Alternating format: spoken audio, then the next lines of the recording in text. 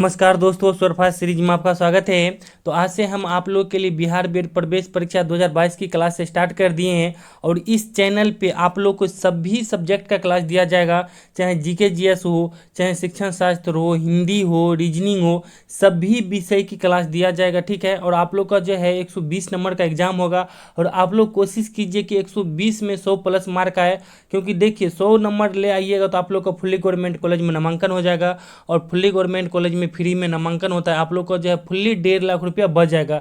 तो आप लोग के पास लगभग समझिए कि 90 दिन है और यदि आप लोग ईमानदारी से मेहनत करेंगे तो आप लोग का जो है 1 भी रुपया नहीं लगेगा और फुल्ली गवर्नमेंट कॉलेज में नामांकन हो जाएगा। तो चलिए इस क्लास की शुरुआत करने से पहले बता दें कि जो लोग अभी हमारे चैनल पर नए हैं, आप हमारे चैनल को सब्सक्राइब कर लीजिए और अपने दोस्तों में भी शेयर कर दीजिए। तो चलिए इस क्लास की शुरुआत करते हैं। तो पहला क्वेश्चन है कि तीन कठिया खेती आंदोलन किस राज्य से संबंधित है? तो ऑप्शन में मध्य प्रदेश, महाराष्ट्र, बिहार, असम। तो देखिए तीन कठिया खेती प्रणाली जो है बिहार से संबंधित है। अब आपको बताते हैं, जब हमारा देश अंग्रेजों का गुलाम था तो देखिए उस समय जो है बिहार के चंपारण जिला में अंग्रेजों के द्वारा जो है नील की खेती के लिए किसानों को बाध्य किया जाता था। यानी जो है अंग्रेजों के द्वारा 1 बीघा यानी 20 कट्ठा खेती में जो है 3 कट्ठा खेती पे नील की खेती करने के लिए बाध्य किया जाता था, इसीलिए इसे तीन कठिया खेती कहा गया। आपको बताते हैं इस आंदोलन से संबंधित कुछ बातें। अब देखिए 1916 में जब लखनऊ अधिवेशन हुआ था उस समय उसमें गांधी जी भी आए थे और हमारे बिहार से राजकुमार शुक्ल जी भी वहाँ गए थे।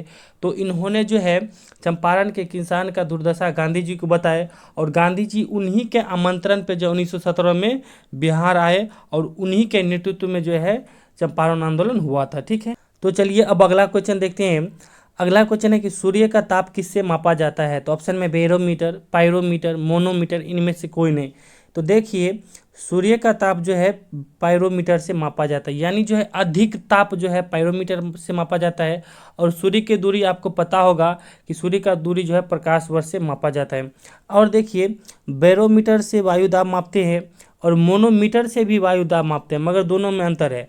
अब देखिए बैरोमीटर से जो है वायुमंडलीय दाब और मोनोमीटर से जो है आपको जब किसी गाड़ी में आप हवा भरते हैं, मोटरसाइकिल हो या कार हो, तब देखते होंगे एक मीटर टाइप का लगाता है उसके वो टायर में और उससे जो एयर मापता है वही होता है मोनोमीटर। ठीक। अब चलिए अगला क्वेश्चन देखते हैं।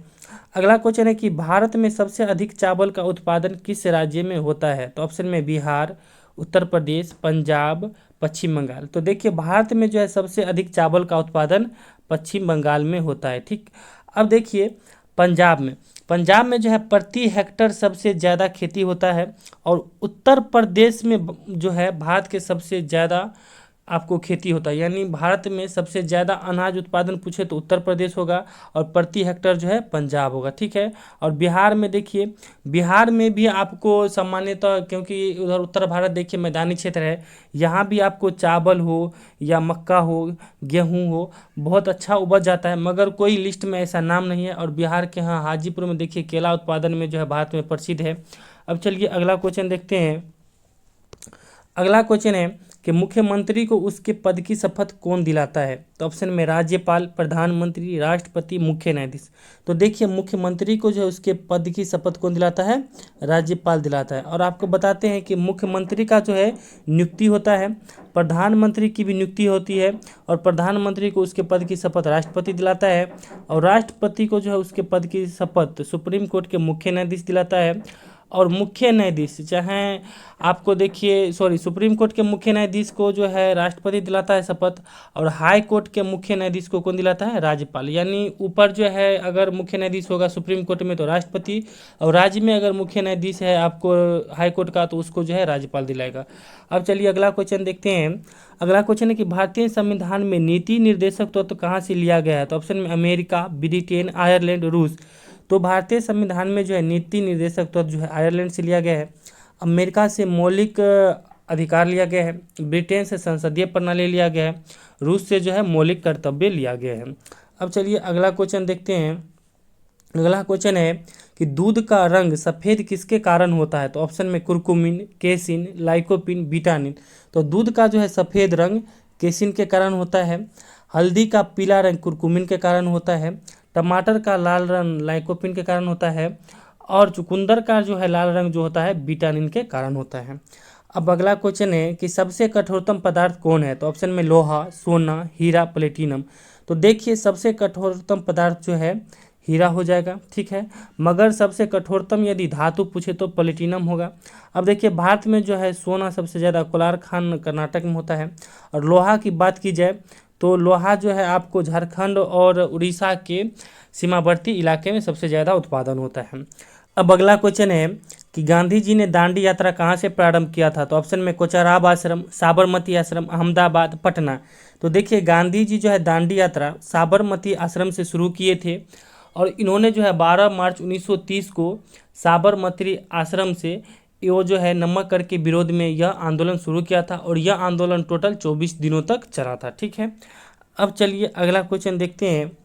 अगला क्वेश्चन है कि भारत में सबसे पहले सूर्य किस राज्य में निकलता है? तो ऑप्शन में बिहार, अरुणाचल प्रदेश, गुजरात, असम। तो देखिए भारत में सबसे पहले सूर्य जो है अरुणाचल प्रदेश में निकलता है, अरुणाचल प्रदेश। अब देखिए और सबसे बाद आपको जो है 2 घंटा बाद गुजरात में निकलता है, ठीक है। क्योंकि देखिए अरुणाचल प्रदेश और गुजरात में जो है 2 घंटा का अंतर है। अब चलिए अगला क्वेश्चन देखते हैं कि मानव शरीर का ब्लड बैंक किसे कहा जाता है? तो ऑप्शन में यकृत, अग्नाशय, पलीहा, स्टेपिज। तो मानव शरीर का जो है ब्लड बैंक किसे कहा जाता है? तो पलीहा को कहा जाता है। अब आपको बताते हैं, देखिए यकृत जो है शरीर की सबसे बड़ी ग्रंथि है और अग्नाशय यह भी ग्रंथि है, मगर यह इसके लिए एक इम्पोर्टेंट बात बताते हैं अग्नाशय के लिए, यह जो है अंतःस्रावी ग्रंथि और बाह्यस्रावी ग्रंथि दोनों है, क्योंकि इससे एंजाइम और हार्मोन दोनों निकलता है। अब आपको बता देते हैं कि इंसुलिन हार्मोन जो है इसी के यानी अग्नाशय के बीटा सेल से निकलता है और आपको ग्लूकागोन एंजाइम हो गया या सोमोस्टेटिन एंजाइम है, यह सब जो है इसी के अल्फा और गामा सेल से निकलता है। अब स्टेपिज देख लीजिए, यह जो है मध्य कर्ण की सबसे छोटी हड्डी होती है, यानी आप बॉडी का सबसे छोटी हड्डी भी स्टेपिज को कह सकते हैं और मध्य कर्ण में यह पाया जाता है, ठीक। अब चलिए अगला क्वेश्चन देखते हैं। अगला क्वेश्चन है कि अंतिम मुगल सम्राट कौन था? तो ऑप्शन में अकबर, बाबर, बहादुर शाह जफर, हुमायूं। तो अंतिम जो है मुगल सम्राट कौन था? बहादुर शाह जफर है। इन्हें जो है अंग्रेजों के द्वारा रंगून में निर्वासित कर दिया गया। अब देखिए अकबर का मकबरा कहाँ है? सिकंदरा में है। बाबर का मकबरा कहाँ है? काबुल में है। और हुमायूं का मकबरा कहाँ है? दिल्ली में है। और यह बिहार बीएड आपको बिहार बीएड 2020 में पूछा गया क्वेश्चन भी है कि हुमायूं का मकबरा कहाँ था। अब चलिए अगला क्वेश्चन देखते हैं। अगला क्वेश्चन है कि मोहनजोदड़ो का अर्थ क्या है? तो ऑप्शन में मंदिर, मृतकों का टीला, बाढ़, नदी। तो देखिए मोहनजोदड़ो का अर्थ क्या होता है? मृतकों का टीला, क्योंकि यह जो है सभ्यता मोहनजोदड़ो या हड़प्पा सभ्यता कह सकते हैं, बाढ़ के कारण जो है नष्ट हो गया और इसे जो है कांस्य युगीन सभ्यता भी कहते हैं, क्योंकि इस सभ्यता की खुदाई के दौरान जो है कांस्य की एक नर्तकी की मूर्ति भी मिली है। अब अगला क्वेश्चन है कि भारतीय राष्ट्रीय कांग्रेस के 1929 के लाहौर अधिवेशन की अध्यक्षता किसने किया? तो ऑप्शन में है जवाहरलाल नेहरू, एनी बेसेंट, सरोजिनी नायडू, महात्मा गांधी। तो देखिए भारतीय राष्ट्रीय कांग्रेस के 1929 के जो है लाहौर अधिवेशन की अध्यक्षता जवाहरलाल नेहरू ने किया था।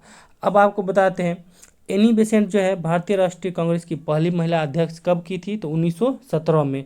अब देखिए सरोजिनी नायडू जो है भारतीय राष्ट्रीय कांग्रेस की पहली भारतीय महिला अध्यक्ष थी, ठीक है। और महात्मा गांधी जो है यह एकमात्र अधिवेशन बेलगांव अधिवेशन में भाग लिए थे 1924 में। अब चलिए अगला क्वेश्चन देखते हैं।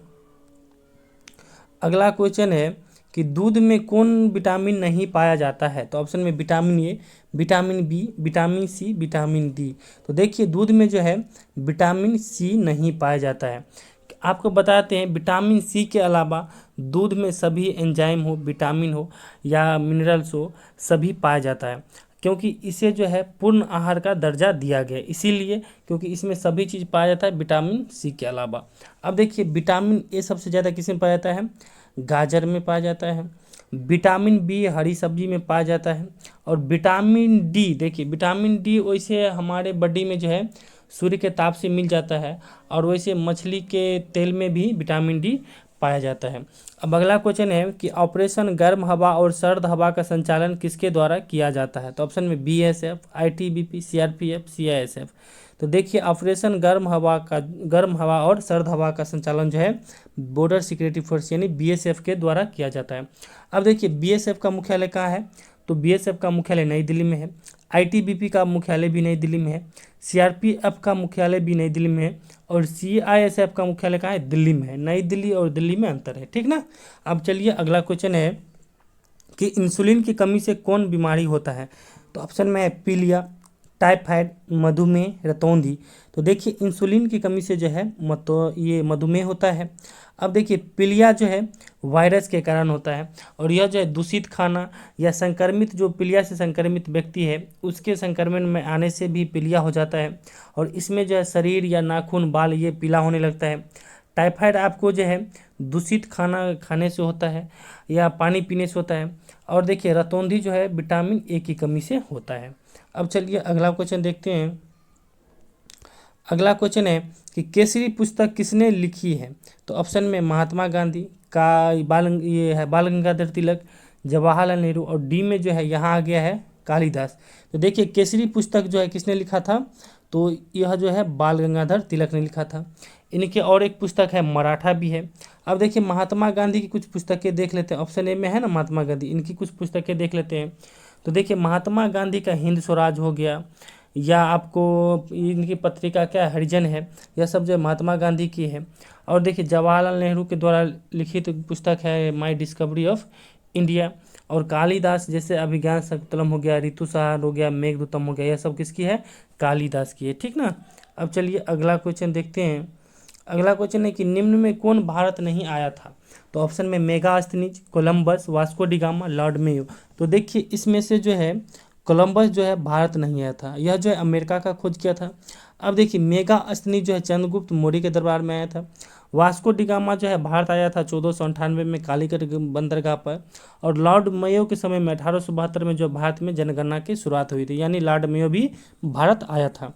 अब अगला क्वेश्चन है कि भारत के किस क्षेत्र में सर्वाधिक वर्षा होती है? तो ऑप्शन में लेह, तमिलनाडु, मौनीश्रम, किशनगंज। तो देखिए भारत के जो है मौसिनराम में जो है सर्वाधिक वर्षा होती है, और यह जो है दक्षिण पश्चिम मानसून से यहाँ वर्षा होती है। और लेह में जो है सबसे कम वर्षा होती है। तमिलनाडु में जो है आपको ठंडा के दिनों में उत्तर पूर्वी मानसून से वर्षा होती है। और बिहार के किशनगंज जिला में सबसे ज़्यादा वर्षा होती है, यानी बिहार में अगर पूछे तो किशनगंज जिला होगा। यह भी जो है दक्षिण पश्चिम मानसून से होता है। अब चलिए अगला क्वेश्चन देखते हैं। ज्योति तीव्रता का मात्रक है? तो ऑप्शन में मोल, केल्विन, कैंडेला, एम्पियर। तो देखिए ज्योति तीव्रता का मात्रक क्या होता है? कैंडेला होता है। अब देखिए पदार्थ की मात्रा का ये मात्रक क्या है? मोल। उसके बाद देखिए टेम्परेचर का केल्विन हो जाएगा, और विद्युत धारा का जो है एम्पियर है। अब अगला क्वेश्चन देखते हैं कि भारत सरकार किस दिन को पराक्रम दिवस मनाने की घोषणा की है? तो ऑप्शन में है 23 जनवरी, 14 अप्रैल, 28 मई, 25 दिसंबर। तो देखिए भारत सरकार जो है सुभाष चंद्र बोस जी की जयंती पे 23 जनवरी को जो है पराक्रम दिवस मनाने की घोषणा की है। अब आपको बताते हैं कि देखिए ये जो है 14 अप्रैल, ठीक, 14 अप्रैल को जो है ज्ञान दिवस महाराष्ट्र में मनाया जाता है। 28 मई को जो है मासिक धर्म सुरक्षा दिवस मनाया जाता है। और 25 दिसंबर को आप लोग जानते ही हैं कि क्रिसमस डे मनाया जाता है। अब अगला क्वेश्चन है कि शक संवत के अनुसार अंतिम महीना कौन है? तो ऑप्शन में चैत, बैसाख, फाल्गुन, माघ। तो देखिए शक संवत के अनुसार जो है अंतिम महीना इसका क्या होता है? फाल्गुन होता है, ठीक। और इसका प्रथम मास कौन होता है? चैत होता है, ठीक ना। अब चलिए अगला क्वेश्चन देखते हैं। अगला क्वेश्चन है कि सुकन्या समृद्धि योजना के अधीन एक वर्ष में अधिकतम कितने रुपया जमा कर सकते हैं? तो ऑप्शन में 1.5 लाख, 1 लाख, 2 लाख, 2.5 लाख। तो देखिए सुकन्या समृद्धि योजना के अधीन एक वर्ष में अधिकतम 1.5 लाख रुपया आप जमा कर सकते हैं। और यह योजना जो है मोदी जी के द्वारा 2014 में शुरू की गई थी। अब अगला क्वेश्चन है कि निम्न में किसने प्रोटॉन की खोज की थी? तो ऑप्शन में J Thomson, Goldstein, Rutherford, James Chadwick. तो देखिए प्रोटॉन की खोज जो किसने की थी? तो गोल्डस्टीन भी जो है प्रोटॉन की खोज की थी, और रदरफोर्ड भी की थी। मगर अगर सामान्य आपको अगर देखने को मिले, अगर दोनों ऑप्शन में रहे तो रदरफोर्ड मारिएगा। और देखिए गोल्डस्टीन के बारे में कहा गया है कि इन्होंने जो है आपको कैनाल किरण की खोज की है। और जो है जेम्स चैडविक जो न्यूट्रॉन की खोज की है। और इलेक्ट्रॉन की खोज जो है जे थॉमसन ने किया था, ठीक। अब चलिए अगला क्वेश्चन देखते हैं। अगला क्वेश्चन है कि आयोडीन की कमी से कौन सा रोग होता है? तो ऑप्शन में घेंघा रोग, चेचक, तपेदिक, खुजली। तो देखिए आयोडीन की कमी से जो है घेंघा रोग होता है, आप इसे थायराइड भी कर सकते हैं। चेचक जो है वायरस के कारण होता है। तपेदिक यानी टीबी जो है बैक्टीरिया के कारण होता है। और खुजली जो है आपको फंगस के कारण होता है। अब अगला क्वेश्चन है कि वर्तमान में बिहार के शिक्षा मंत्री कौन है? तो ऑप्शन में मंगल पांडे, महेश्वर हजारी, विजय कुमार चौधरी, कोई नहीं। तो देखिए वर्तमान में जो है बिहार के शिक्षा मंत्री कौन है? विजय कुमार चौधरी है। और मंगल पांडे जो है बिहार के स्वास्थ्य मंत्री है। और महेश्वर हजारी जो है बिहार विधानसभा के उपाध्यक्ष है। अब अगला क्वेश्चन है कि राष्ट्रीय खेल दिवस कब मनाया जाता है? तो ऑप्शन में 29 अगस्त, 12 जनवरी, 1 दिसंबर, 15 जनवरी। तो देखिए राष्ट्रीय खेल दिवस जो है 29 अगस्त को मनाया जाता है, 12 जनवरी को जो है राष्ट्रीय युवा दिवस मनाया जाता है, 1 दिसंबर को एड्स दिवस मनाया जाता है, और 15 जनवरी को जो है प्रवासी भारत 15 जनवरी को नहीं, 9 जनवरी को जो है, यहाँ 9 कर लीजिएगा, 9 जनवरी को जो है प्रवासी भारतीय दिवस मनाया जाता है।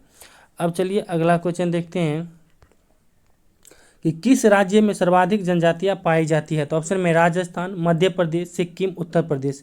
तो देखिए सर्वाधिक जनजातियाँ जो है मध्य प्रदेश में पाई जाती है, और वह जनजाति कौन है? गोंड है। और देखिए राजस्थान में भील जनजाति पाई जाती है, लेप्चा हो गया, सिक्किम हो गया, और गोंड जनजाति कुछ मात्रा में जो आपको उत्तर प्रदेश में भी पाया जाता है। अब अगला क्वेश्चन है कि लोकसभा का सदस्य बनने की न्यूनतम आयु कितनी होती है? तो ऑप्शन में 30 वर्ष, 35 वर्ष, 25 वर्ष, 21 वर्ष। तो देखिए लोकसभा का सदस्य बनने के लिए न्यूनतम आयु कितनी होनी चाहिए? 25 वर्ष। राज्यसभा का सदस्य बनने के लिए 30 वर्ष।